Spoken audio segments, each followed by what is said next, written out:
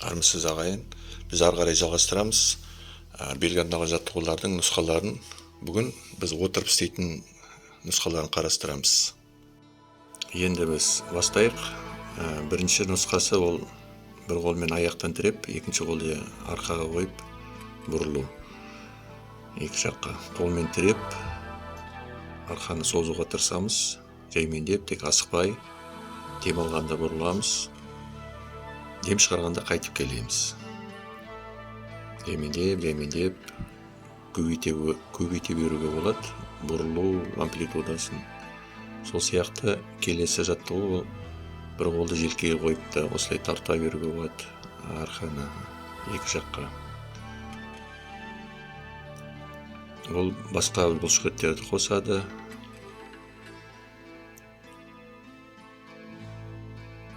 Сосын сол сияқты енді екі қолды да қойып желкеге бұрыламыз. Мүмкіндігінше бұрылған жақтағы шынтақты кішкене артқа тартыңқыраған жақсы болады.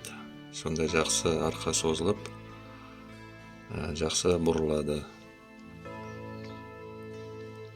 Бірақ осы нұсқалардың ішіндегі мына аяққа қойып, қолды бұрылғанда көбірек әсер береді негізі.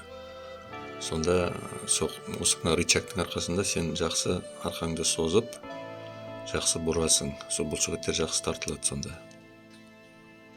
Сонда ол бізге жақсырақ, көбірек әсер етіп, пайда береді. Енді келесі қарастыратынымыз ол оңға, солға иіліп жасайтын жаттығулар нұсқалары. Біріншісі ол екі қолды желкеге қойып, екі жаққа жаймендеп бұрыламыз. Тап сол сияқты бұлда да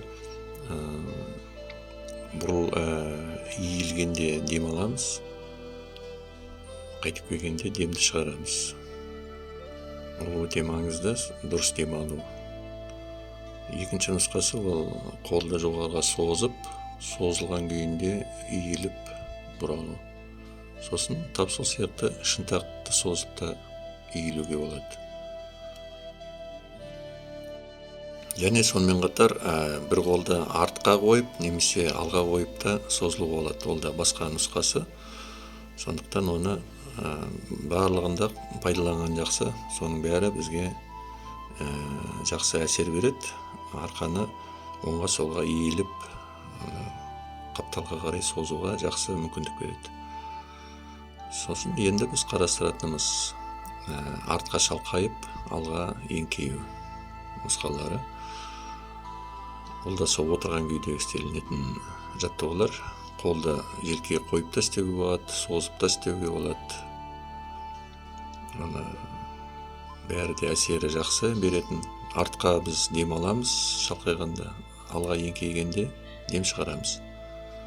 Солай біз осы үш бағытта, сол алдындағы бейнеде айтқандай, үш бағытты да қолданып, үш жаққа да біз арқаның бұлшықеттерінің сіңірлерін созып, бұрап тартамыз. Осы арқылы біз көп шаруа шешеміз, белге арналған жаттығуларды. Күнделікті істей беріп, осылай шешуге болады.